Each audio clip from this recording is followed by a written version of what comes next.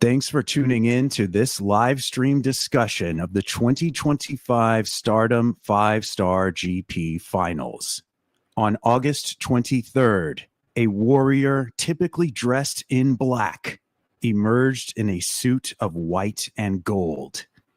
Blurring the lines between honor and trickery, this former queen embarked on a new quest. Her opponent, a noble friend turned vengeful enemy, was ready to detonate like a bomb at high speed. The two battled over one of Stardom's most important prizes, the 5-Star Grand Prix crown. And what unfolded will not soon be forgotten. Let's talk about this 5-star quest. Welcome everyone to the stream. My guest for today is Enigma V4. Enigma V4, how's your day going so far? Hey, Jason, my day is going pretty great. Honestly, it's been a emotional, but what are we, 15, 10 hours removed off of the best tournament in all of women's wrestling. And thank you so much for having me here on Red Belt Radio. I love coming here as often as there are Stardom tournaments. Yeah, I've been really blown away with how unique this particular tournament is for a lot of different reasons. And one of the things that I thought was cool is that you and I got to preview this entire 5-star GP on your channel. And we made some bold predictions. We really swung for the fences as if we were holding baseball bats ourselves. And both of our predictions ended up making it into the Final Four. And your prediction made it all the way to the finals, which is really something when you think that this was the biggest lineup of any 5-star GP with 32 competitors. So we got really, really lucky and very, very close to calling this whole thing. Oh, dude, you're absolutely right. From predictions to review, from day one to the finals, man, we were so close. Actually, no, you were right on the money, if anything. I was trying, but Stardom likes to be unpredictable, especially as it was getting into the quarterfinals themselves. And that's when a lot of things started surprising people, but in a really great way. So I think that's a good place for us to kind of kick into things. For the purpose of this stream, we're going to talk about specifically the tournament matches leading up to the finals. We'll cover all of those big tournament results. And then with some time left, we'll talk about the title matches that actually took place on this show as well. And in between all of these various topics, we'll kind of kick it off to anybody who happens to be in the chat, throw some true or false out there. And we've got a lot of Q&A stuff to answer as well. So the 5-star GP for 2025 was just some craziness. This was the largest lineup of any 5-star ever. 32 wrestlers in total, and it repeated a bit of the format from last year, which was that they took on this 4-block format: Red Stars A, Blue Stars A, Red Stars B, and Blue Stars B. There were some slight variations this year compared to last year, and Stardom was kind of working uphill because they had lost so many pivotal wrestlers from their roster. This tournament ended up featuring only 3 red belt holders: the current red belt champion Saya Kamitani and former champions B. Priestley and Natsuko Tora, and only one former 5-star winner in Suzu Suzuki. So we kind of got the sense that this tournament was going to have to raise some stock value. It was going to have to bring some names up and help people jump to the next tier so that we can get bigger stars, bigger matches, and a lot more intrigue and things to look forward to. And I don't know about you, but I thought they did a pretty good job with that. How did you feel they executed on this tournament, given the fact that the Mayu Iwatanis, the Maikas, the Shuris, the Tam Nakanos, the Mina Shirakawas were nowhere to be seen? I was so skeptical because, like you said, we didn't have those people. And someone that I thought was strange to not have was Hazuki as well.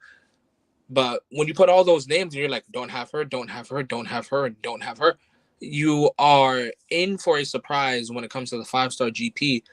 Now, my biggest surprise was the amount of people that got elevated.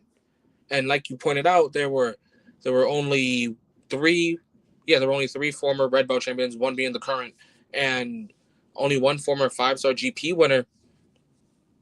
And if memory serves correctly, I believe we only had three former Cinderella winners as well. And no, wait, Kamitani also won. But basically 4 or 5 Cinderellas. So it's not like we were technically in a world of main eventers, because while we didn't have the Tams, the Mayus, the Micahs, we had the Hanans, the Amis, the SOKs. And that's such a shift in tone in what Stardom has been for the past 5 years. Absolutely correct. And it really prompted a lot of different people on this roster to have to step up to the plate and take some really big swings and try to deliver as best they could in real time, in live performance, and in very important matches with high stakes. And so many people did such an admirable job of doing that. The culmination of all of this battling with between the 4 blocks ended up taking us to a very, very exciting and a very unorthodox set of results in the quarterfinals at Korakuen Hall, in which a number of people were eliminated in a surprise fashion. And the 4 that remained came from all walks of life, to be honest with you. Cosmic Angels representative Saori Ano, the Indomitable. Hate brought 2 fighters to the stage in Momo Watanabe, the Black Peach, and Rina, the Pink Devil. So the 2 most colorful members of the faction. And lastly, not to be outdone, not to be overlooked, the high-speed bomb girl Azumi of Neo Genesis.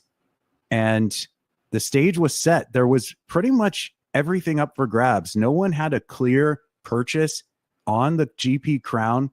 And this was one of the standout things for me seeing this tournament, was the fact that most of the people that I heard chime in about this said that any one of these 4 wrestlers would make a truly fitting and truly excellent 5-star GP winner, regardless of how things played out, regardless of how much shenanigans happened around the ring. These 4 deserved their place. And I'm curious to know, do you agree with that statement? Did this stand out as a very worthy Final 4 going into this fateful night of wrestling? I absolutely do agree that these core 4, any of them were fitting, any of them were excellent to be the winner. Honestly, I liked the fact that everyone here has either had a story of ups and downs, so close but too close but no cigar, or just maybe they felt like they were frozen. Maybe some of them were on a rocket ship and people thought that, hey, this person was close here this year, but maybe the 5-star is their world.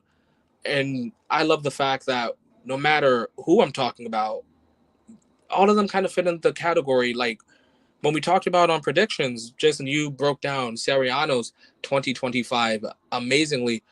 The insane difference how 2024 she was an artist champ, a Sendai champ, a white belt champ, and then 2025 rolls around and to paraphrase you, she's talking to Taro Okada. She's like, so what do you got for me this year? And the best Sariano got this year was her own show. And now in August 23rd, how crazy is it to say that? Oh yeah, Sariano was a Final 4 in the GP. Yeah, and I plan to talk a lot about that when we talk about her matches specifically and what might be ahead for her. And that's a good segue actually to our very first true or false question, because you and I are still figuring some things out. We're still trying to connect all of the dots, notice all of the references that were made in this tournament final.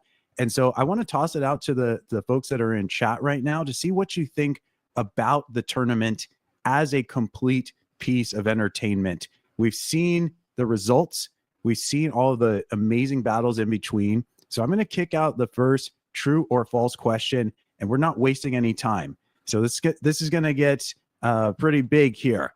True or false to those viewing, the 5-star GP in 2025 was a better tournament than 2024's GP.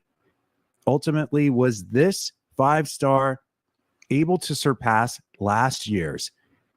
For those of you that may not recall, last year's 5-star in 2024 also featured the 4-block sort of structure, but it wasn't as big of an overall lineup. And the primary story was a story of revenge. Micah versus Saya Kamitani, and the sort of like bowling ball, like path of destruction that Micah was just carving into this tournament, not losing a single match along the way, becoming the first undefeated 5-star winner. We do have Bloody Money 47 agreeing that this year's 5-star was able to surpass last year's. It's a tough call, and we're so closely connected to the recent result that it's hard to say. Now, we got some other folks chiming in. So firstly, thank you very much for tuning into this. We've got Bronson Taylor saying that's tough. The narrative is something to consider with Micah having the clean sweep, and Tam Nakano, as we will recall, being swept under the rug, being absolutely shut out with an 0-6 record. That made that tournament really make people do a double take. Let's see if we got any other folks chiming in. We've got another True saying that this year's was filled with drama and all sorts of mathematical chaos. That is a great phrase. And I think that's an accurate phrase. Would you agree? Yes, because I think this is probably the only tournament where I've had to constantly, I think I probably put a protractor and a calculator at one point, that I think, okay, mathematically, this person's out. So that means if this person loses, this person advances. And then if this person ties and this person I've never thought like that. And I've watched the GPs and I've watched the G1s. Like this tournament definitely made me think, and I had to do a lot of crunching the numbers and a lot of hopes, and certain people wins and some people losses. I hope for a lot of people that have time limit draws. We actually have a question about time limit draws, but that will have to wait for our Q&A segment. Let's just cut to the chase, because despite all the numerical craziness, we did boil down on August 23rd to a final 4. And Stardom kind of ripped the Band-Aid right off. They took the 2 most over people, arguably, from the Korakuen Hall show, and they threw them at each other head to head. Our first semifinal representing the red side of Stardom's 5-star GP was Azumi of Neo Genesis and Rina of Hate, a truly, truly breakout star-making performance for Rina, an unbelievably unique and impressive performance across the entire tournament. But this match happened to be a rematch from this year's 5-star, a rematch of actually one of the best matches that took place during the block stage. And I'm really not sure which of the 2 I personally prefer. I thought both of these matches were very, very good. Azumi versus Rina 1 and Azumi versus Rina 2. And in both instances, Azumi was able to defeat the young upstart Rina in her first 5-star GP, putting on a hell of a show day in, day out, and getting so very much crowd support. It's hard to overstate how over Rina has become. I really feel like the biggest story in this match was the story of Rina's offense. She was trying to pull out every weapon in her arsenal, everything that she could think to do to try and defeat Azumi. I believe she debuted a new move, which was some sort of inverted pink devil variation type of move. Was not enough to beat Azumi. And of course, Rina also attempted on multiple occasions to perform the Tiger Lily as a tribute to Hana Kimura. And that was a very, very big deal. She attempted this at least twice. And I think that this signals for Rina as a character that she's going to have to pull off that move in order to truly ascend and break through to the next tier, to become a champion, to become a tournament winner, I'm actually somewhat glad that the Tiger Lily did not connect in this particular match, because I think as big as this match was, that moment of her finally actually connecting with that move and finally landing it, finally paying homage in a way that wins her a huge match.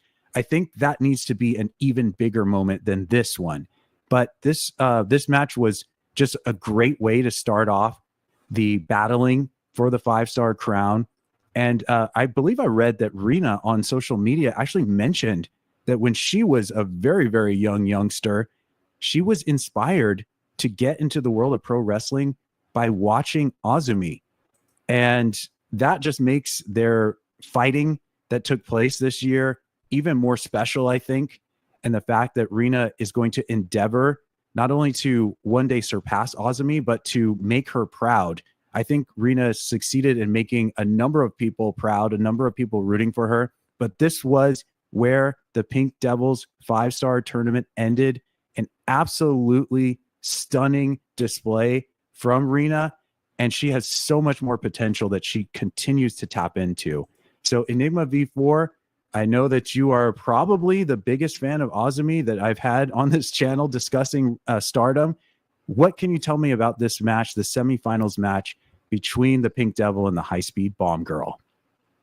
This was probably a battle of generations for me, because it's great to see Azumi versus another 18-year-old, because she's, I believe, 22, 23, around that ballpark.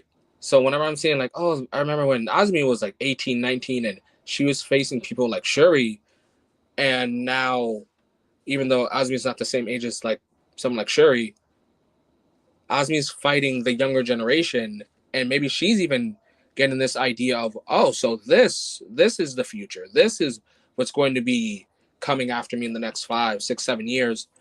And Rena definitely delivered her message loud and clear.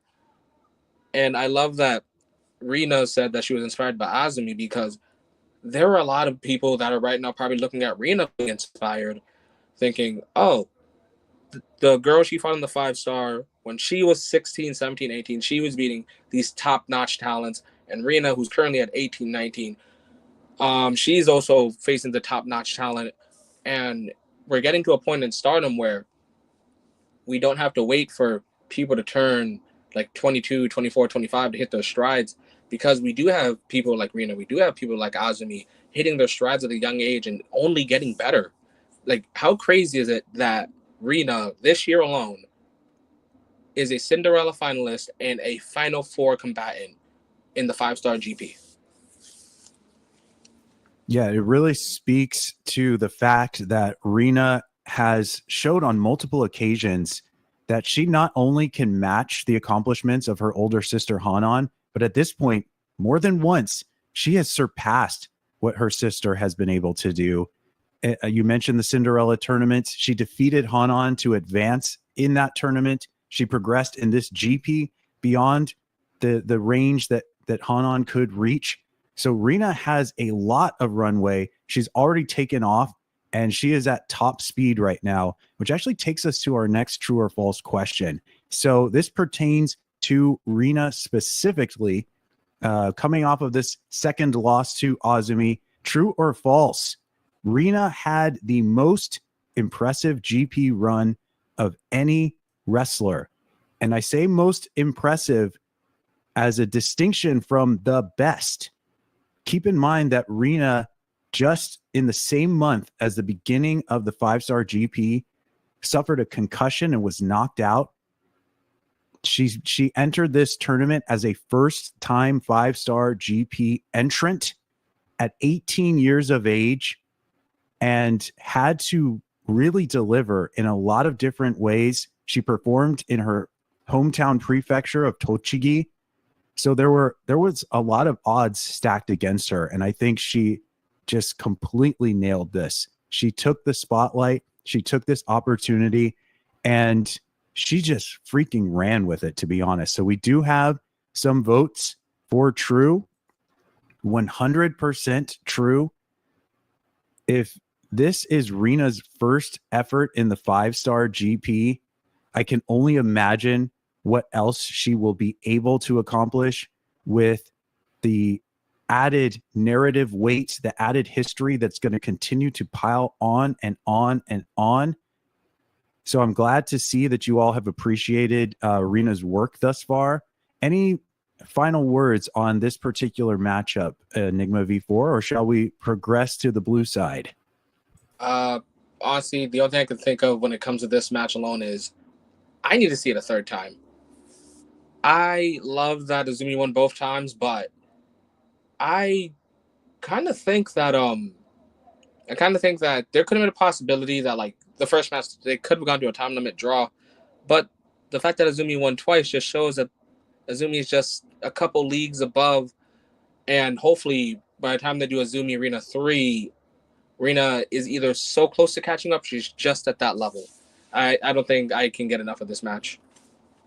Yeah, I mentioned the positioning of this match being the first 5-star battle, in that these were both very popular wrestlers who had to face each other, and somebody had to make it through and somebody had to be sent home.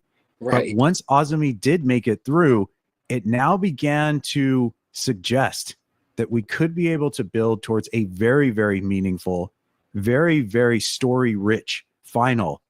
But we had to watch one other fight to see if that would actually come true. So let's talk about Momo Watanabe and Saori Ano on the blue side of the 5-star GP bracket. This is not a very, very common matchup. They did face each other in 2023 in the 5-star GP in the blue block. And I actually think there are some strong similarities between that 2023 match and this year's match here in 2025.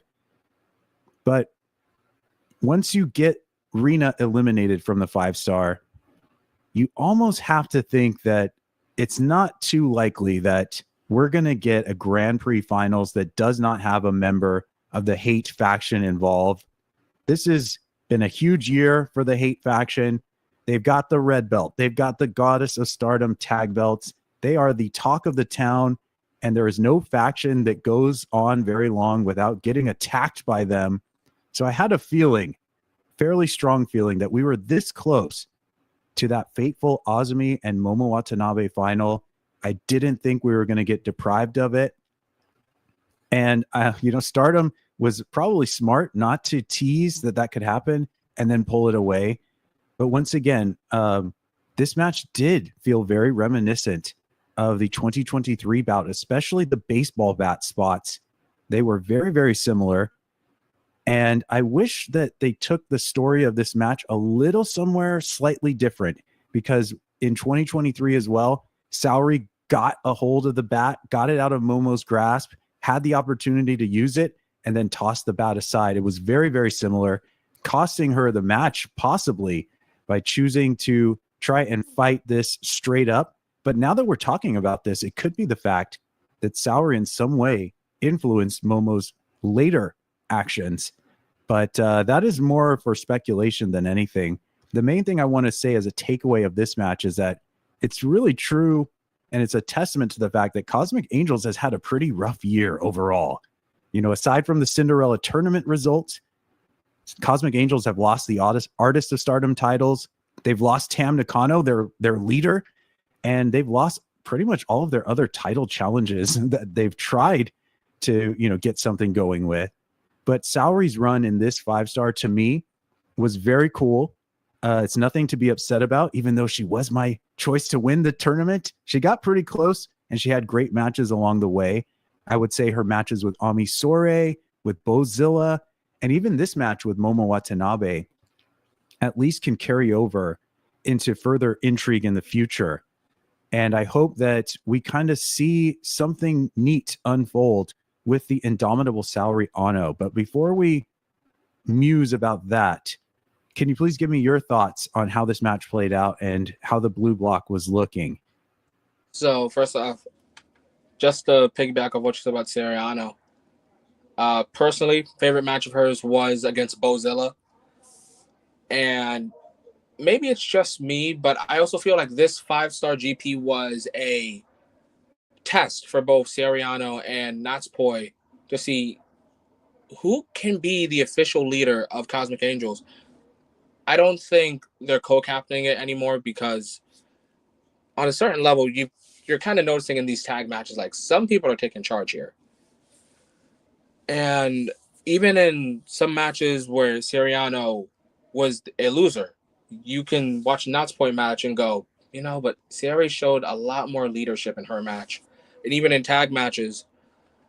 And I love that you brought up the bat spot because I actually do agree with you.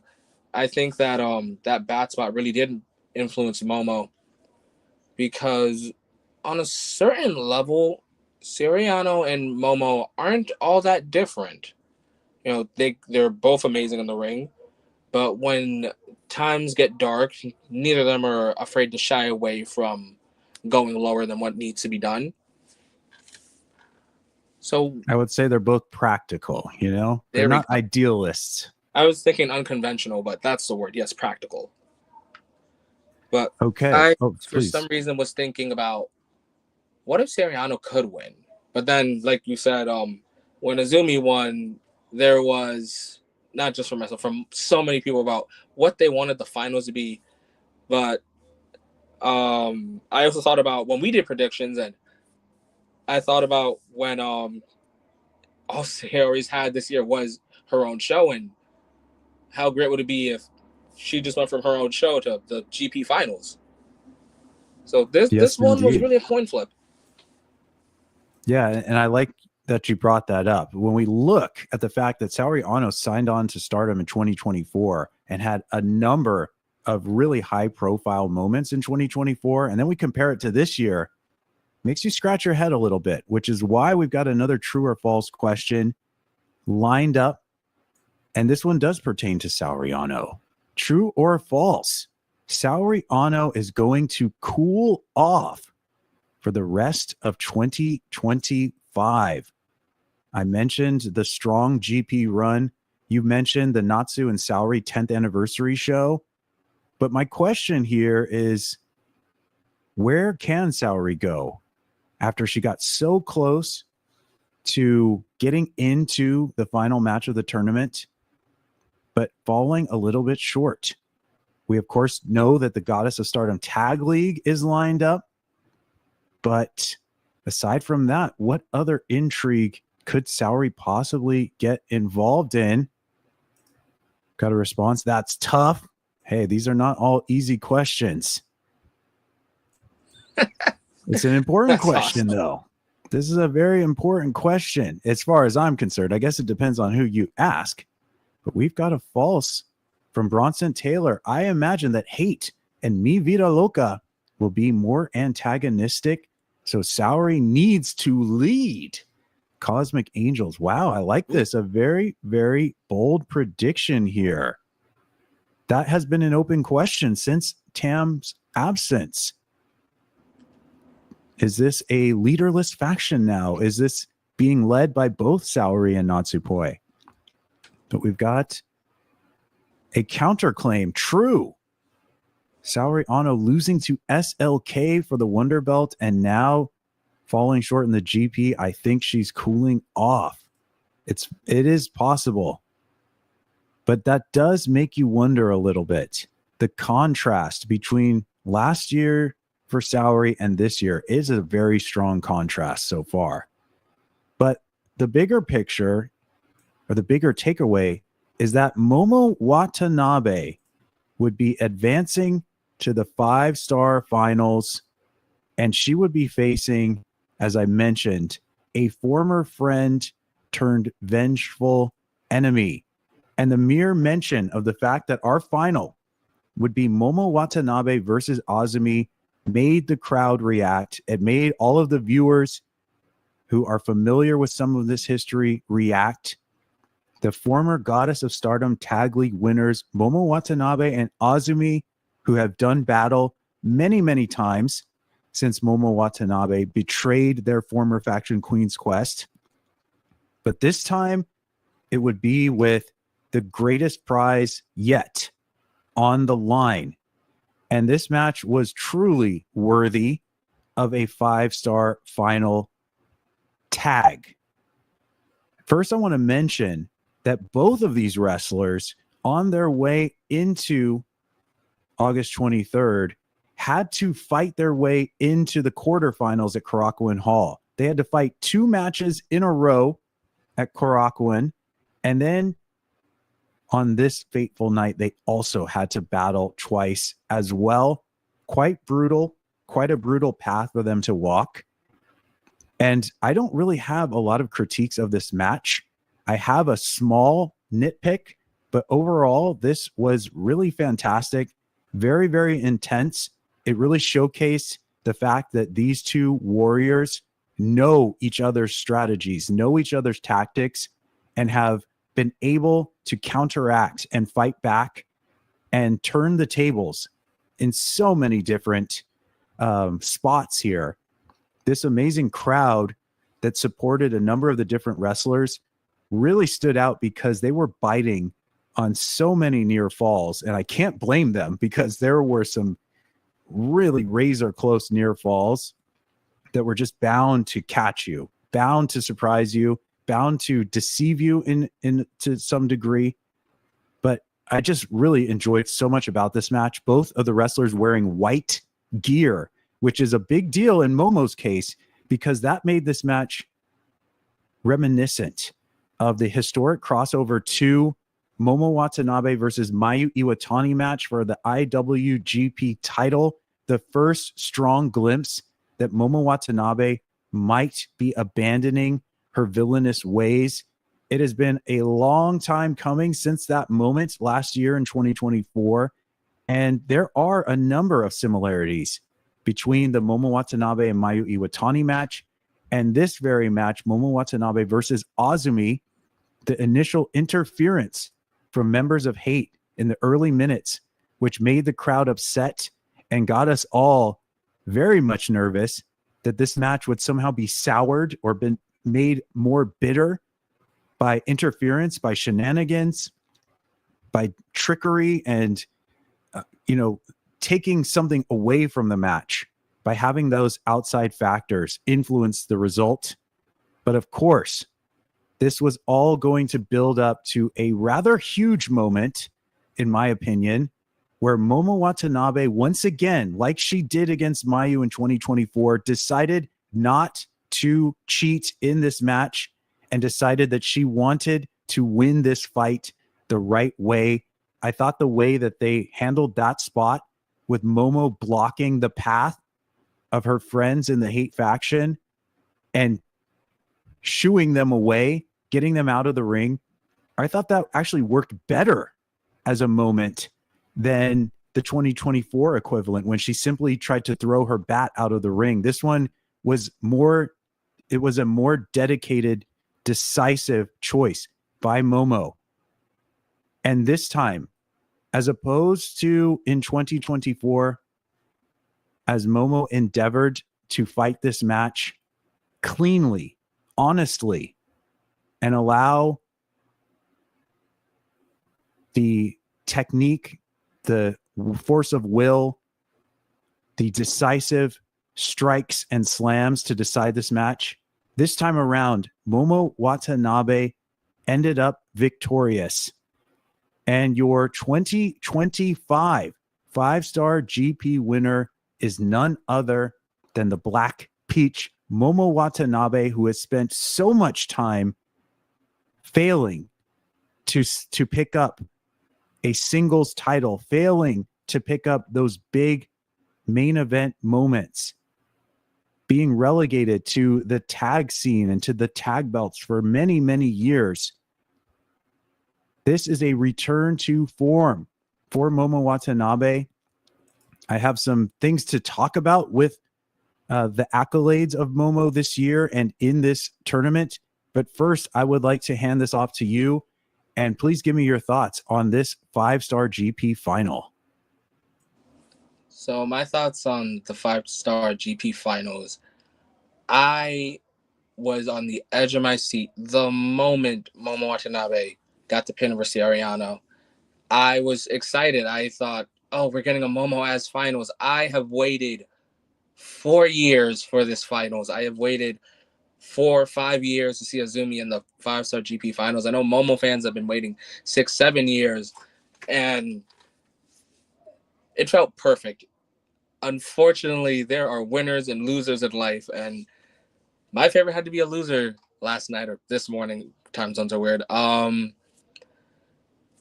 love the fact that Momo finally got her win after so long, after again being relegated to the tag scene. And I know a lot of people, when Momo first joined Oedo Tai, they thought, oh, Momo's probably gonna win the red belt sometime in 2021, and nothing happened. She won Artist, she won Goddess, and people were happy for Momo to have a belt, but realistically, everyone knew what they really wanted. Momo red belt was a lot of people's agenda. I have my own agenda to push, but 2021 happened, 2022 happened, 2023 happened, 2024 happened, and a lot of Momo fans were in this stage of, we need more than just good matches.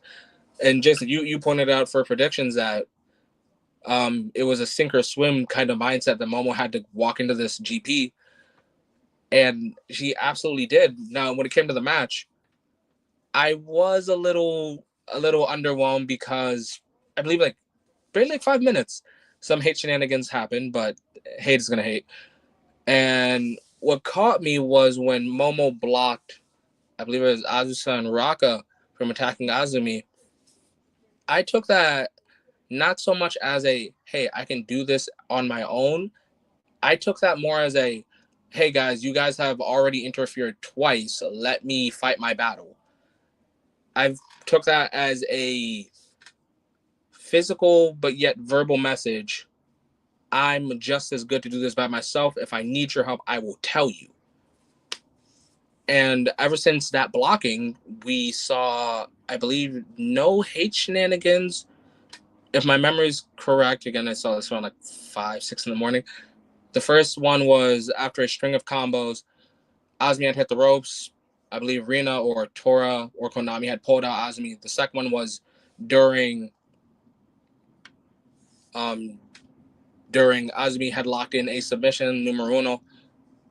And then that's when, I forgot who had pulled out the ref, but that third straw was the straw that broke the camel's back. And then we found a honorable match among our eyes. I'm not gonna say it was better than the Mayu match, but I do think that standing in front of two hate members, especially with seeing last year how easy it is to kick out members, how Momo was able to do that, I think that spoke volumes to who Momo is as a wrestler, and how much on a certain level, respected Azumi in a one-on-one setting. Yeah, very dynamic moment. And we've now progressed from Momo not only refusing to cheat on her own behalf, but now willing to get in the way of her faction mates and stop their behavior, stop their actions, which may now start to snowball closer and closer to the thing we've been speculating about all year long, which is the possible faction strife involving Momo Watanabe and a conflict within the faction of hate. We'll get to that in a moment, but there are so many things to talk about with Momo Watanabe. Firstly, I'm just going to go through her 5-star GP tournament run. I don't know if I have this in order, but it's something to this effect. In the Blue Stars B block, Momo Watanabe firstly defeated Momo Kogo of Stars. She defeated her own stablemate Konami of Hate. She also defeated Suzu Suzuki in a very, very exciting match.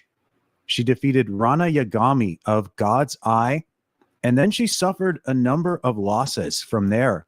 And one might argue some uncharacteristic losses, including losses to Hanako of EXV, a loss to Hina of God's Eye, and a loss to the IWGP champion Saori, which began to stoke the flames, we will say, of the ongoing Saori versus Stardom storyline. This was a match that had a lot of goofy cheating attempts and I believe Momo ended up getting spray painted by Konami by accident, which is just so goofy. But this was all to build us back up to that really, really spectacular Korakuen Hall quarterfinals night where Momo Watanabe stopped the really, really lightning electric progress of Ami Sourei and then got that rematch with Saori, where this time Momo Watanabe was victorious.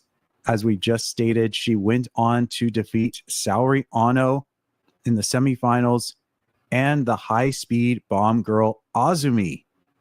Now, there are two things I want to go over before we turn it over to our true or false. I want to talk a little bit about the 2025 run of both Momo Watanabe and Azumi. Firstly, Momo Watanabe for sure has just achieved her biggest accolade of the year, but there have been some standout moments. Back in January, Momo Watanabe competed at Wrestle Dynasty in a 4-way match where she herself pinned Athena, which is a pretty rare accomplishment, especially back then in January. She used that win to grant herself a title shot against Mercedes Moné for the TBS title on an AEW show in March. Like Azumi as well, Momo traveled to the United States, and this should have given us a little bit of an indication that these two were going to be pushed throughout the year because they were sent and featured heavily in the international market. And Momo herself received tremendous crowd support in America as she had previously in 2024.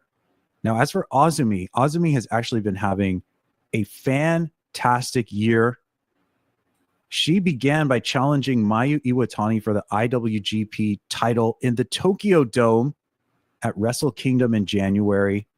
She then went on to win the Artist of Stardom title alongside her Neo Genesis teammates by pinning Saori Ano in the month of February.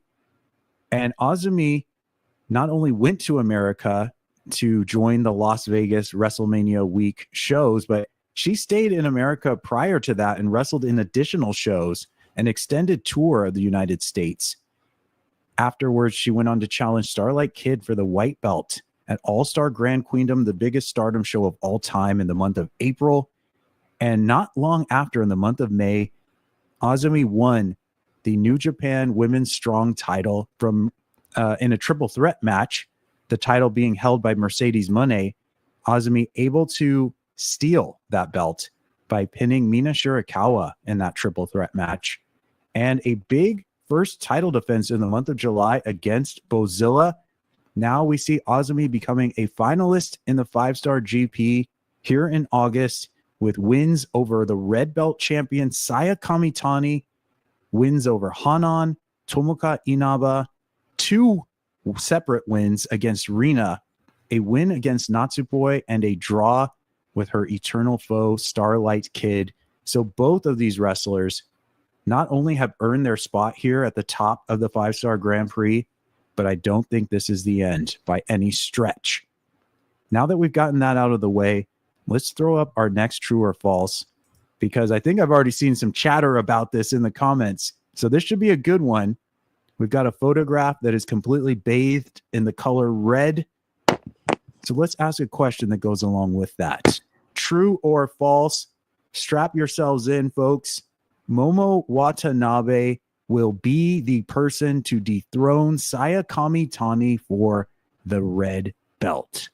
What do you all think? Saya Kamitani has been dominating the world of Stardom. She is on an absolutely next level in terms of popularity. Someone has to stand across from her and match her prowess and defeat her. So let's see what you all think. We've got some very, very enthusiastic responses. We've gone from 100% to 1000% true this time. I love that people have been saying that Momo should be the hero that stops Saya. The mantra that Momo created. Absolutely. I do agree with that to some degree. Let's see what else we've got. We've got we've got even questions coming back at us. I hope so, but what happens after? Does Momo take over Hate? Very, very good question. And we've got even more passionate responses here. Momo Watanabe deserves it. All right. Well, you all have spoken here. How about you, Enigma V4? What do you think about Momo Watanabe's chances of taking on the Phoenix Queen and living to tell the tale? Honestly, I am so conflicted at the idea of Momo being the one to end Saya's reign of terror. Her emotional outbreak, as I like to call. I don't think Momo is the one. I think if push comes to shove, where Hate has to decide who are we backing, who are we stabbing in the back, it might turn into Momo, because if you betray, let's say, Saya, we've already seen what Saya Kamitani looks like when she has no faction. If you betray Saya, who knows the wrath that Saya could unleash on all members of Hate. Or we could be looking at a possibility where it's Momo Watanabe and her bat versus the world. That's something I would not complain about getting to see. That could be a very entertaining matchup. Momo and her bat versus all. Well, this question was a pretty serious question to be answering. It has to deal with the championship picture in Stardom. And now that we've discussed the tournament winning effort from Momo Watanabe, who has stated that she has not yet announced which challenge she is going to make, but she put all champions across the planet on notice. Let's talk about some of the title matches that did take place on August 23rd. Firstly, a title match that has so much molten heat surrounding it that I think I was sweating buckets just watching from a distance from across the world. Saori, the IWGP champion, in a brutal brawl, no surprise there, against Konami for the IWGP title. And I don't really have a lot of major takeaways from this match, aside from the fact that this match had a very divided crowd. We heard Konami chants as we did on that first opening night of the 5-star, but they were battled back by Saori chants, indicating that when the gold is on the line, a good number of the viewers will rally behind the IWGP champion. And not only this match, a number of the spots that got Konami really, really over, but the follow-up in which the next challenger took the stage. I'm starting to realize that even though when the highest accolade is on the line, even though a challenger may not be victorious against Saori, she is getting people over like crazy. When we talk about when Suzu Suzuki entered the picture and the crowd went absolutely nuts, say what you will about this very incendiary presence of Saori, but right now the Stardom wrestlers are really benefiting because they are the hometown heroes no matter what city the intrigue takes place in. So Enigma V4, what are some of your takeaways regarding Saori versus Konami for the belt? So I really didn't have many gripes about this match. Personally, I still prefer their first match, but this match had everything that I wanted and more. Especially with Shuri on commentary, that was just the icing on the cake. I thought of two possibilities: a world where Konami wins the belt and immediately challenges Shuri, and then another world where Saori retains and then a vengeful Shuri somewhere down the line before 2025 ends challenges Saori. But what was not in my bingo book was Suzu Suzuki challenging. But before that, the crowd was amazing. It was, honest to God, shocking at how many times when Saori would hit a move, whether it be a regular suplex, a scoop slam, a double stomp, the boos would rain, and you would hear people asking for Konami to fight back, to get back up. And I guess you're right when it comes to the Saori versus Stardom aspect. A lot of people don't want their home to be invaded, their world to be taken over, because yes, Saori did take over Marigold, but this is Stardom. And honestly, I love the fact that in a funny, strange way, Saori has united Stardom against her. Yeah, it's not too common that you will see a faction full of cheaters who have their own custom weapons that like to blind the opposition, pull the ref out of the ring, attack the seconds that come along with their opposition, affect the match results this way and that, and really have no regard for any sense of playing by the rules or having a good, honest, old-fashioned wrestling match. It's not too often that you hear the crowd just in an uproar rooting for those villains and for all of that villainous behavior. But that has happened on more than one occasion against Saori. And as I mentioned before, I think one way or another, whether they planned this from the beginning, whether they're just running with it, it is really helping to make these Stardom challengers feel like badasses and feel like they've got the whole weight of the world on their shoulders and that they're fighting for a cause. And that cause is to somehow whoop Saori's ass. I don't know who's going to be the person that ends up having the final say. You do mention Shuri being on commentary, and this was cool for a number of reasons. Firstly, Shuri was the 2021 5-star finals opponent of Momo Watanabe. So to have Shuri firstly defeat Momo in 2021, but then be able to call the match in which Momo made it to the finals again and herself wins the tournament was really cool. But you also had this extra piece of the puzzle in that Shuri got to call a match between the person that dethroned her and the person that betrayed her. So that made this have a whole other layer to it that was very, very cool. Now, as we're talking about Saori, we know that this is an ongoing story in Stardom, and it's not cooling off at all. So I got to ask the crowd that we have a little bit about the Stardom crowd and their relation to Saori. So let's do this. True or false? Saori will win the crowd completely back during her IWGP title reign. Will she be able to silence the boos?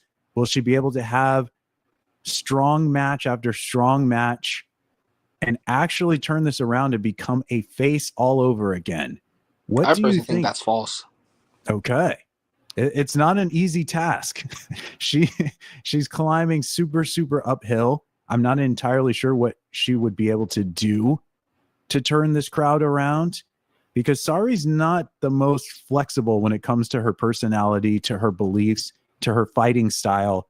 She's pretty much set in her ways from what I can see, and that's like a defining trait of how she operates.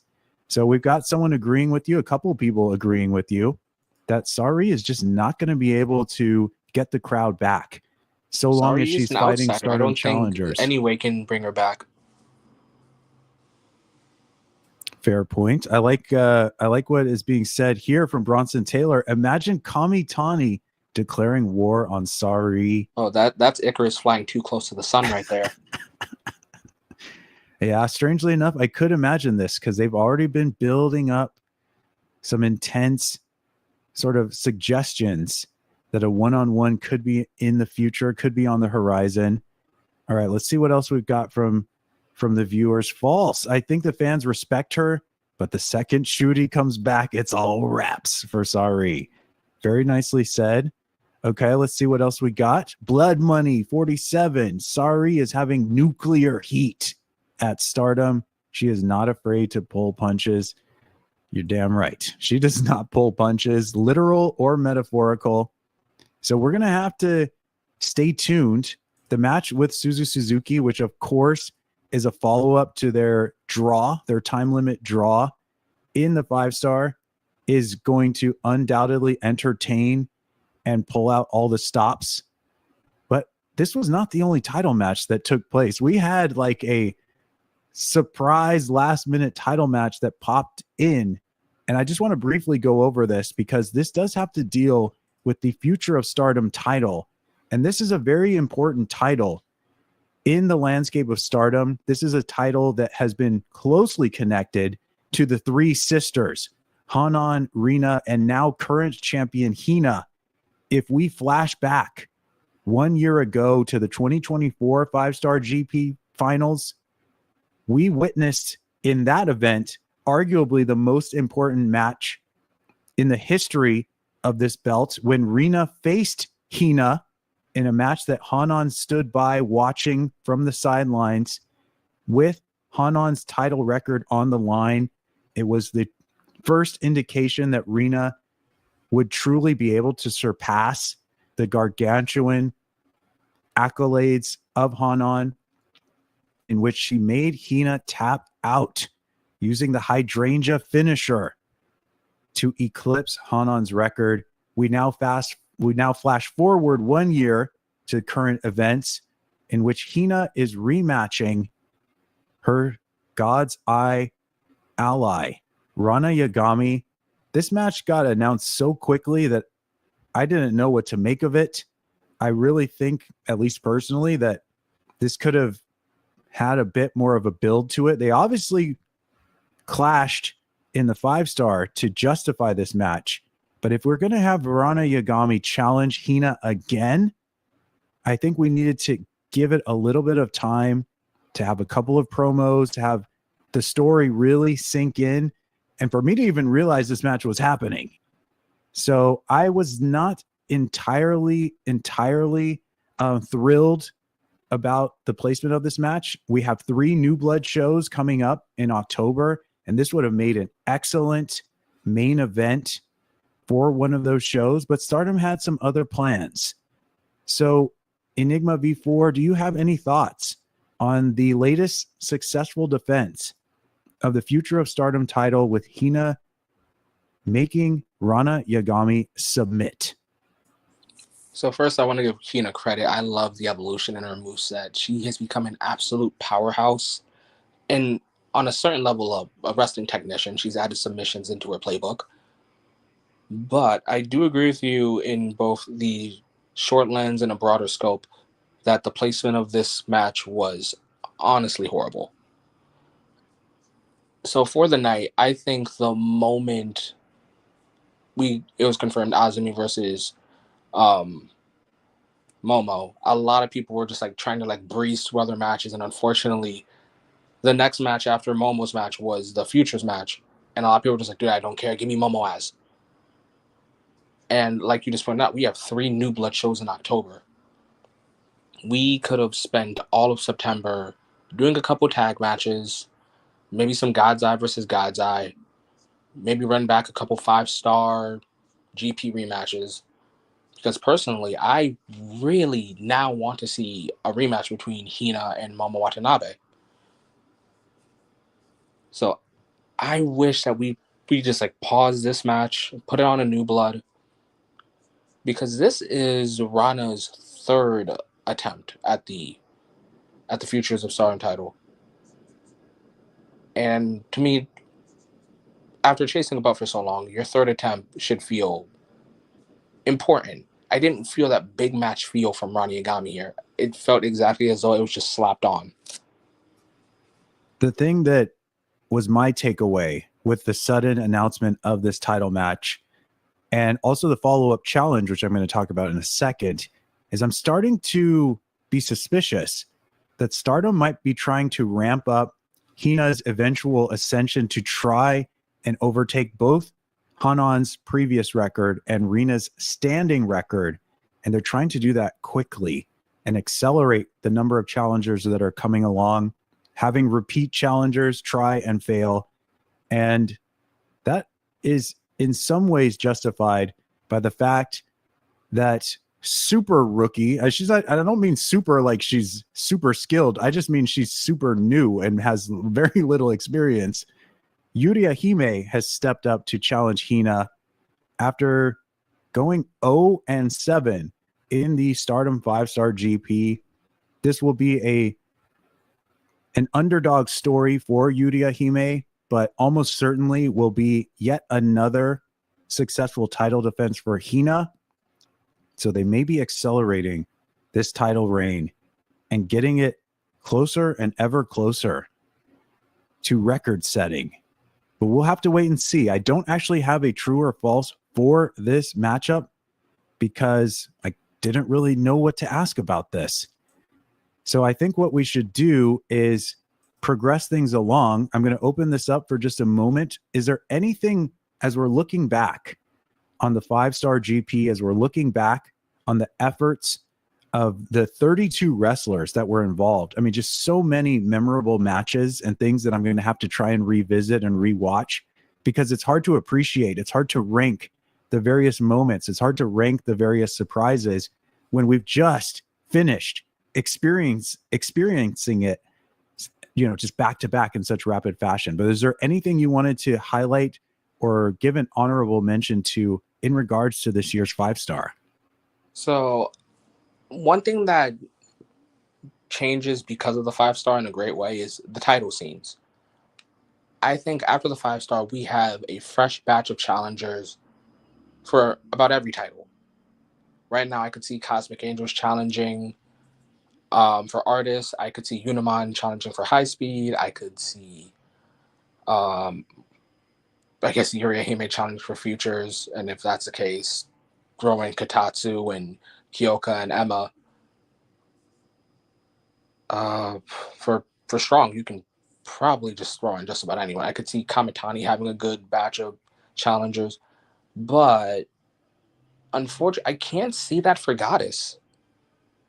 I can name about maybe 2 challengers for every belt except Goddess, and I know, Tora lost a couple matches and Raka lost a couple matches, but nothing really stood out to me to make me go, "Oh, these 2 can face Tora and Natsuko for the Goddess titles." Yeah, that's a fair point because going into the 5-star, that was the big surprise that got us ramping up for the tournament was the changing of the guard in the Goddess of Stardom Tag League. So that is something to keep our eyes on. They handed those belts off to the bad guys, and now we got to start building up teams to try and rally and face them. So I really like that reference, that mention, something for us to continue looking at. We're going to I also now noticed that Hate also won the Goddess tag titles around the same time last year to right True. now. That's very true. It was in July also. So this might just be the season of Hate. And each year we're just going to have to dread which team they're going to lay waste to. Next year it's Konami and Rina. Ooh, interesting. That'd be an interesting team. All right, I could do some damage. So at any rate, let's see what some of y'all have to ask us about Stardom, about the fallout of this tournament. We're going to go firstly to the already submitted questions. They get priority. And if we've got some time afterwards, we will venture into the chat and see what other questions might pop up. But just to check with you real quick, are you still doing okay for time right now, Enigma V4? Yeah, I'm really good on time right now. I'm doing fine. Okay. Well, good to hear because we got a lot of questions coming our way. Firstly, from Darth Orc 1988, a very, very prolific contributor with very cool ideas about Stardom. So much appreciated each time you share some of your questions and your comments. So here's the first thing we got. Based on the constant reaction that Saori gets, what do you think of her future in Stardom? Now, you mentioned the comparison to her reign in the Marigold promotion. And we might be looking at something somewhat similar where a big show with this belt on the line against a really big household name is where this is leading. You mentioned Shooty, and it's hard not to mention Shooty because this story does not seem to be over between the two of them. So I could easily see Saori continuing to disparage and belittle the wrestlers in Stardom on through to possibly Stardom Dream Queendom at the end of the year, giving Shooty enough time to recover from her injury, to perform, as I believe she's doing some more theatrical sort of stage play acting gigs right now, and giving her time to train, get her Rocky montage going so that she can try and get her belt back. But now that I've been talking about this and thinking about how well Saori elevated Suzu Suzuki and Konami along the way, and even to a degree Momo Watanabe, Yes. I wouldn't mind, in theory, on paper, if they stretched this out even longer. How many other people can Saori help bolster just by having them step up to the plate and take a shot?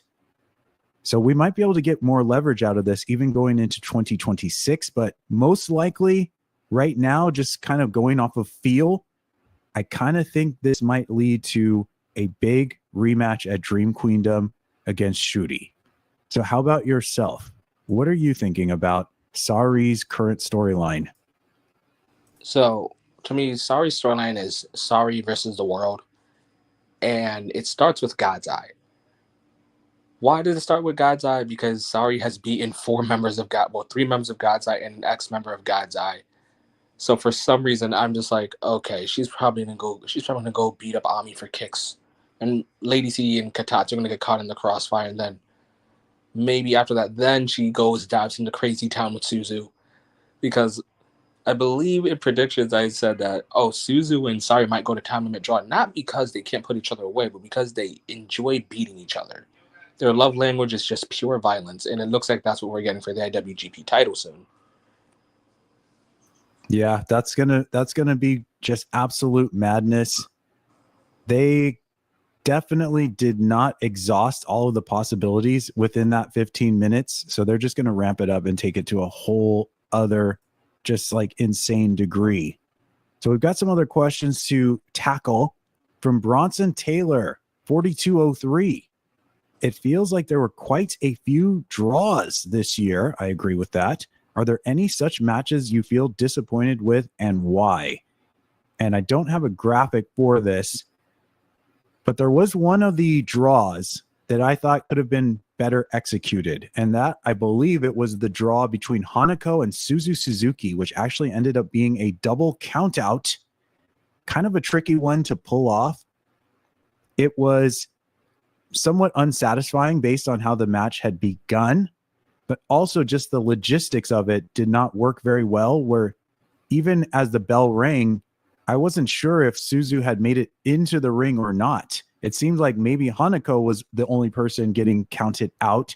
And then after the fact, we learned that it was a double count out and nobody was getting the full 2 points. So that one, I think, could have gone in a different direction or somehow could have been better justified, more logically put together.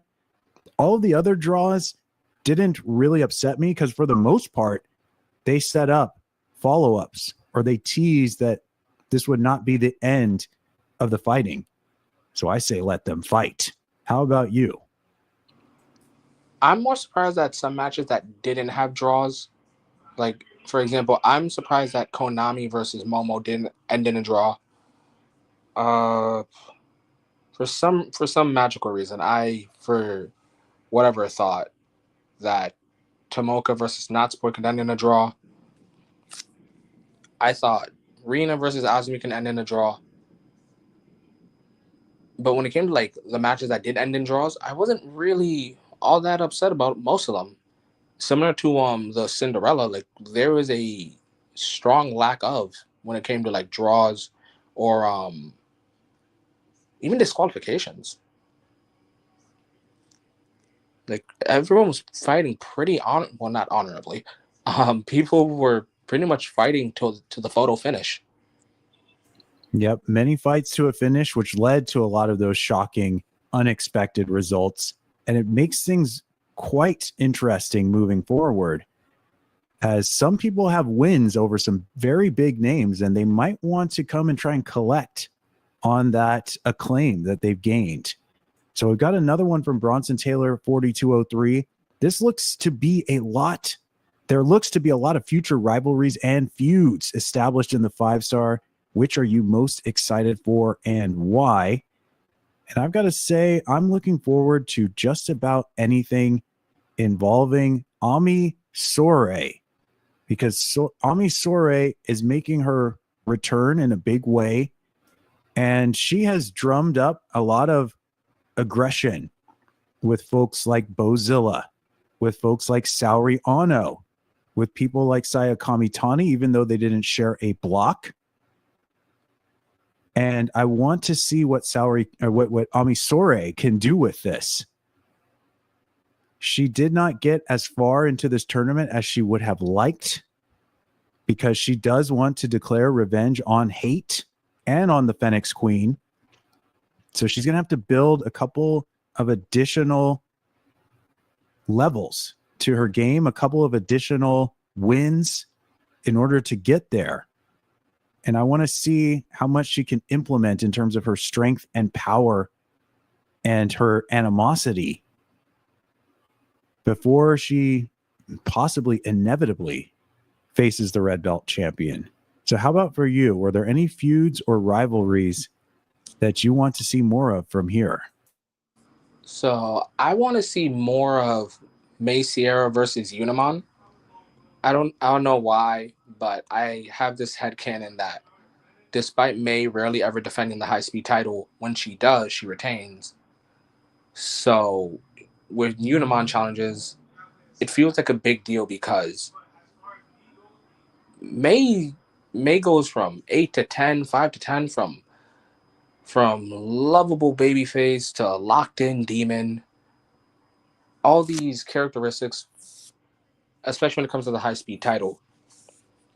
Another one when it comes to May is May and Hanan. For some reason, I still don't know why they beat each other up so fast, but I got to see more of that. I need to see Ami Sourei versus Bozilla again. I love Ami's styles clash. It's so badass. Ooh, and Bozilla versus Seriano. That did not have a clear-cut winner, and both of them look like they can go some more. And very strong choices. Anything else? Let me think. Maybe for some reason, I need to see Momo versus Suzu Suzuki again. I thoroughly enjoyed that match, so I would not be upset with seeing a rematch whatsoever. So let's move on. We've got Faint Rhymes. Do you think we will see anyone get dropped from Hate? And if so, who do you think has a good chance? Let me think for a second here. There was somebody who took off their traditional Hate uniform and wore white and gold, and then told Hate, I don't need your help. Get out of the ring, and proved herself right by winning the 5-star without the assistance of her friends. That doesn't sound like something that will go over too terribly well in the long run. And because this just keeps coming up over and over and over again with some kind of accident, some kind of mishap, some kind of miscommunication or bad timing, where Momo hits somebody or somebody hits Momo, and we've had this build for almost a year at this stage, I think she's number one on the list at this point.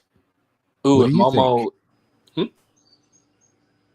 So do you have anybody from Hate that you think is at risk of getting dropped from the faction? I was going to say, if Momo's number one, I definitely think Rina is number two.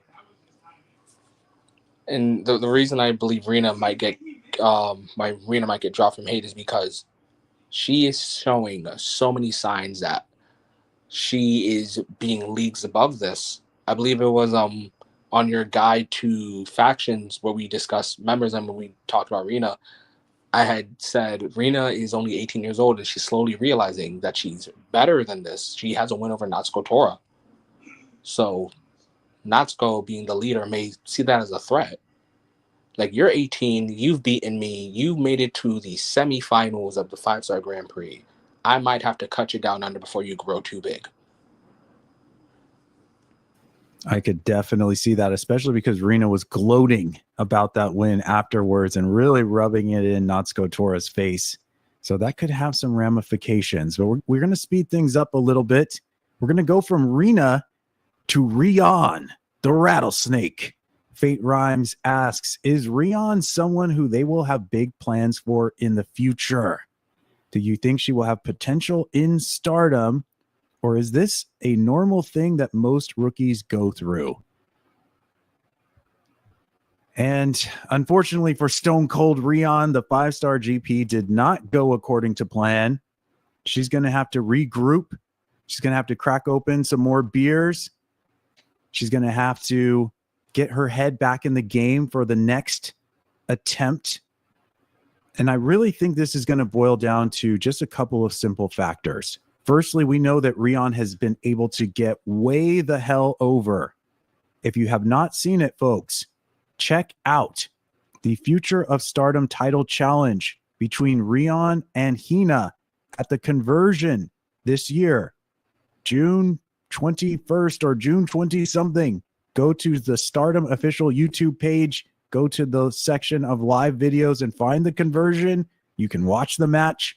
And you can see Stone Cold Rion getting not 1, not 2, not 3, not 4, but 5 chants from the crowd.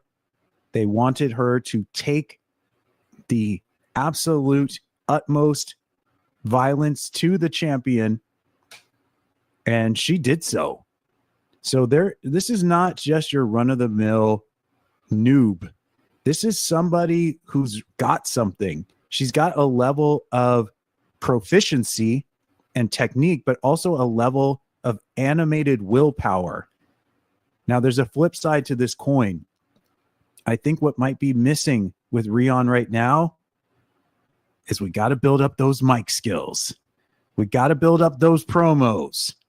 We got to talk the talk because she's able to walk the walk. But if the Akira Kuroganes of the world, if the Yuria Himes of the world, if the Emma Maishimas of the world, if the Kikyo Furusawas of the world are able to build the story, the personality, the character, the uniqueness, the individuality, Rion might get overlooked at some stage. I think Rion is a lock to get either the Future of Stardom title or the New Blood tag titles in her career. But what happens after that is in her own hands. It will be simply up to the rattlesnake. So what do you think, Enigma V4? First, I love the Stone Cold Rion memes, but I also see Rion, growing and doing big things. I just think that we're currently at a point where we are constantly pumping out new rookies. And although I think Rion is going to get surpassed sometime between this year and next year, I think Rion can make an insane comeback in the world of Stardom, especially when it comes to ENXSV as a whole, whether it's still standing or not. I think we're down to 3 members still, but I actually see Rion either winning Futures or High Speed. She has one hell of a flash pin, and I know that flash pin can get her a title. I like the sound of that. So keep your eyes peeled. You don't want to turn your back on the rattlesnake. That would be a foolish mistake.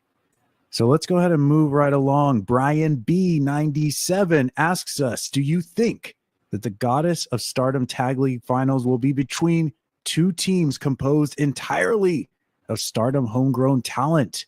Something like Kamitani and Momo versus Starbomb. And I'm starting to think that the Goddess of Stardom Tag League will be one that could feature a team involving some outside influences. We know Bozilla is currently just absolutely devastating a path through Stardom. We know that B. Priestley is also making a lot of noise, the next red belt title challenger to Saya Kamitani's throne. We've also seen some sightings of Xena of EXV in the wild, not anywhere close to a ring, but the fact that she's making appearances and hanging out with EXV could be a good sign that she might appear in the Goddess of Stardom Tag League. So I'm going to say that there's going to be some sort of hybrid team, not unlike Divine Kingdom of 2023, that at least gets to the finals of this year's Tag League. But that's really hard to call because we know nothing about which teams are in the league whatsoever. So just an early guess. How about for you? When it comes to Goddess Tag League, for some reason, I keep telling myself that we're probably going to get like a surprise tag team. But it's funny you mentioned Divine Kingdom because I view this tag team like a Divine Kingdom V2. If it does happen, I hope so. I kind of want Bozilla and Suzu to be the ones to win Goddess Tag League. That would be a pretty safe bet if they enter, because that combination is going to be really, really hard to stop. It's fairly OP for a former 5-star Grand Prix winner to team up with someone with as much power as Bozilla. But it would be fun as hell to see them just destroy the entire league. But homegrown talents is definitely a tough call because who are some outsiders that could be entering Stardom for Tag League? Yeah, it's hard to predict outsiders showing up because usually when they show up, it's a big surprise, and I rarely see it coming. So just like Bozilla's appearance, that was a huge surprise. Yeah, that caught me so by surprise. So let's look at some things that might be a little easier to predict. Brian B97 also asks us, because Natsuko Tora was the first to beat Azumi in the 5-star, should she challenge for the New Japan Strong Championship? And I say, hell yes. Let's see that. I would love that. Tora, Especially because Azumi, like she kind of sneak attacked Natsuko Tora, so even getting the win, I think a New Japan Strong title match is well deserved, I guess. And I believe the former challenge from Natsuko Tora was against Julia back in the year 2024. And that was one hell of a match. I like the clash of stylistic wrestling between Tora and Azumi. And Azumi's underdog performance against Bozilla, I thought was absolutely super impressive. Thought that was a really, really cool match. And I think they'll be able to recreate a little bit of that energy using Natsuko Tora, who not only has the size advantage, but also uses weapons and blinding mist, and her whole team will attack you too. So I would like to see this, especially Azumi with a sort of like comeback performance after this somewhat devastating loss emotionally for her. So really, really strong question. We've got a couple left, and possibly we will grab one or two from chat, but let's see how long it takes us to get through. Oh, actually, let's see. We've got another one from Brian B97. Natsupoi, Aya Sakura, and Sayaka Kurata all beat the Artist of Stardom champions in singles matches during the 5-star. Do you think that makes them the next challengers? And this is a really, really sort of savvy observation you've made. However, the route that I think Stardom should go is the route that they never got to take in the first place, which was allowing the hate team that involved, I believe, Rina, Konami, and Fukigen. Azusa Inaba. Was that who it was? It was Fukigen. Oh, was it Fukigen? Allowing that team to actually get their stab at this. Because unfortunately, Rina was injured and could not attend the show that they would have challenged at. And now that Rina is like 5 times the superstar that she was going into the tournament, this might be a really cool one to see. Having her battle it out with Neo Genesis once more. She's got history with all of those members now, Miyu Amasaki, Starlight Kid, and Azumi, respectively. So I think that could be one hell of a match. What do you think? I do want to see Hate versus Neo Gen for the artist belts, but after I notice like the matches, I don't mind the idea of Cosmic Angels challenging, especially with all of them having legitimate claims to challenge Neo Genesis. Yeah, I mean, you really couldn't turn them down just on merit alone. The fact that they've racked up those wins during the tournament, it's hard to say they that also they're not technically qualified. knocked out Neo Gen in like certain ways. Carrara knocked down Azumi from the number 1 spot. Aya knocked out Miyu from potentially making quarterfinals, and Natsupoi had eliminated SOK from making like the top 3. Yeah, so they do have a claim to go after these belts, and these belts have not been defended in a while. So let's get somebody to challenge. So I'm going to start looking through our chat and our comments here. I did see a very kind message. Hello, this is my first time in the stream, but I've been watching your videos for a while. Well, I greatly appreciate that. Thank you for saying so. What did I miss? Well, we've been covering the 5-star GP finals, so we talked about all the tournament matches and what have you, as well as the title matches. I want to say Momo and Saori in the Final Four makes my heart so happy. Yeah, they really represented for the Blue Stars side of this tournament, and I had a hunch the Blue Stars would have the actual tournament winner this year because both 2023 and 2024 featured Red Stars winners of the tournament. So it seemed like we needed to switch things up for the year 2025. So I'm going to look around just a little bit further, see if we've got any final questions to address in the chat. And if you do see something Enigma V4, just let me know as well. Oh, here we go. This is a tough one. Bloody Money 47. Does Mei Seira need to lose to Yuna Mizumori, or will Mei retain the high-speed title? Look, I am a fan of Mei Seira just about as much as anybody else.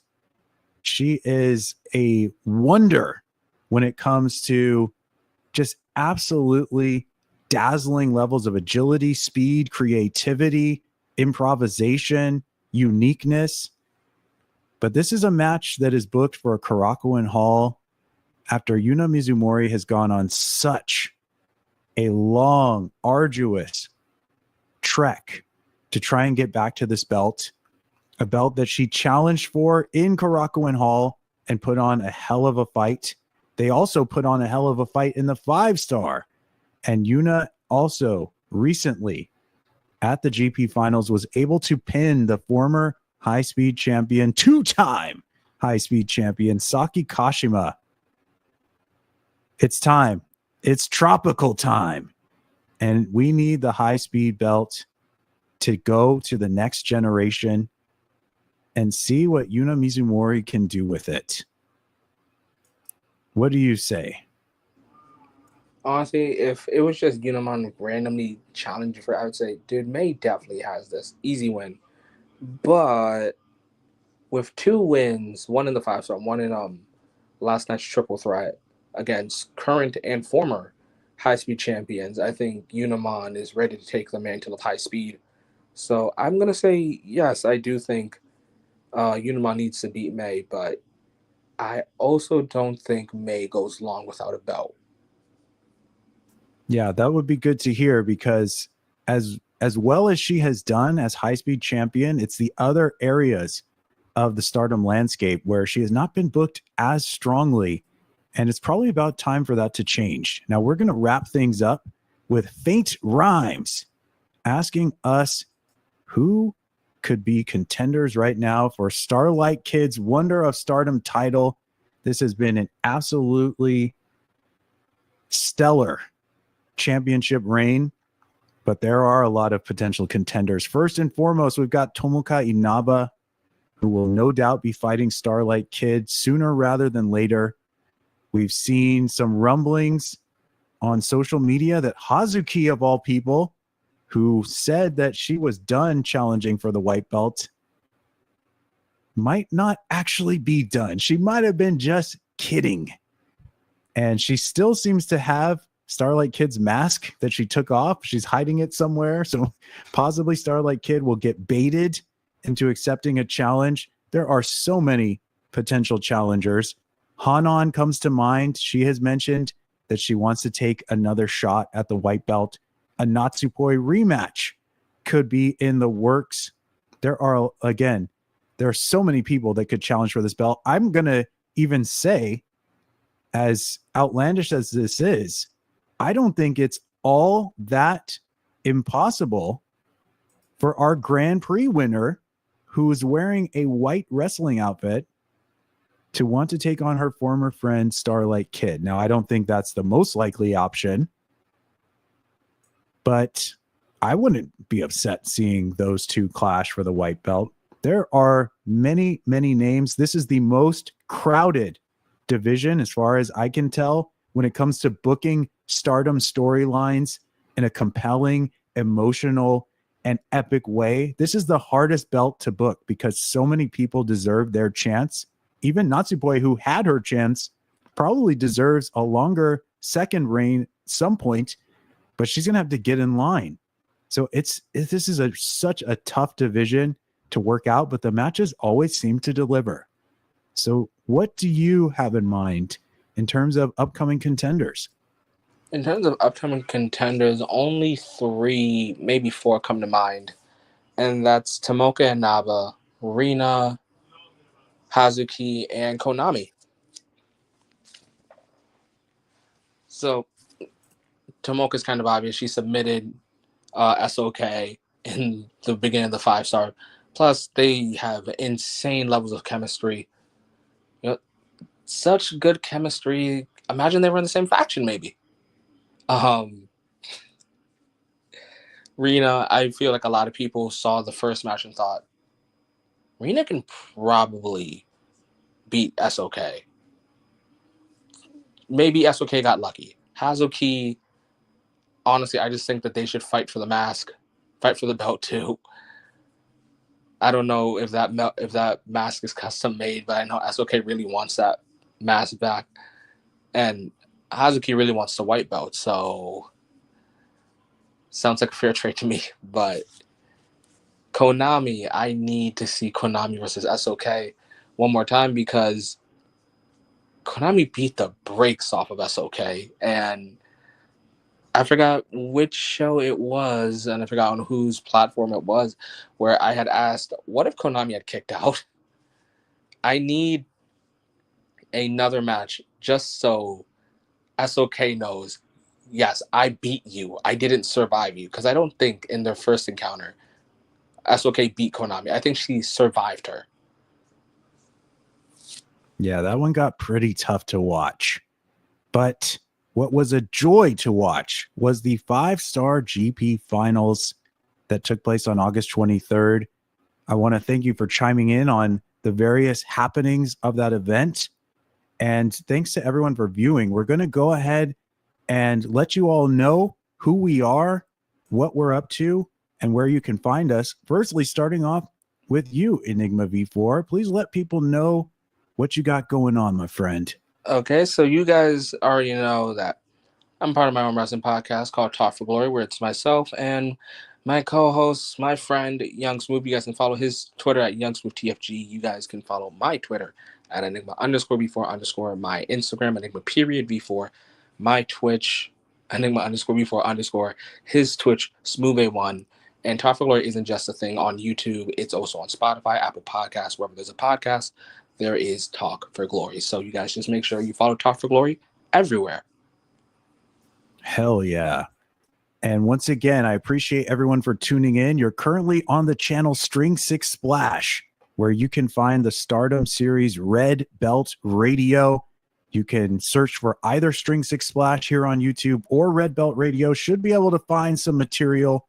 We've got a lot of 5-star GP coverage if you want to go back and revisit some of the big stories going in. We've got tons of guides and introductory material about factions and the roster and a number of different elements of Stardom, which continues to get more and more electrifying and popular in the year 2025. You can also find me on social media, Twitter or Blue Sky. But as far as talking about the 5-star GP, I think we've just about covered all there is to cover for now. But the Stardom press conference that is taking place and a number of the future events, including Stardom to the World, are only going to continue this story. So you're going to have to stay tuned in for what is next. So once again, thank you very much, Enigma V4, and thanks everyone for watching.